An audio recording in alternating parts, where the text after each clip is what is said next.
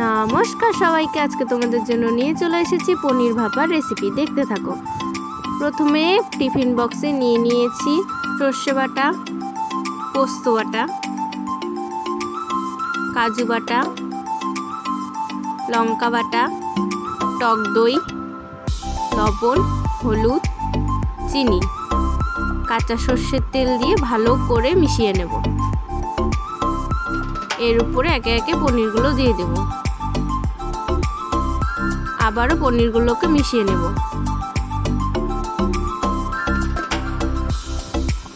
অল্প করে জল দিয়ে আবারও মিশিয়ে নেব। উপর দিয়ে কয়েক চেরা কাঁচা লঙ্কা দিয়ে দিলাম। আবারও উপর দিয়ে কাঁচা সর্ষের তেল দিয়ে ঢাকনা দিয়ে দেব। এদিকে কড়াইয়ে দিয়ে দেব জল। স্ট্যান্ড বসিয়ে টিফিন বক্স বসিয়ে দেব। উপর দিয়ে ঢাকনা দিয়ে দেব। 20 মিনিট ভাপিয়ে ঢাকনা উঠিয়ে নিলাম। হালকা করে নেড়ে চেড়ে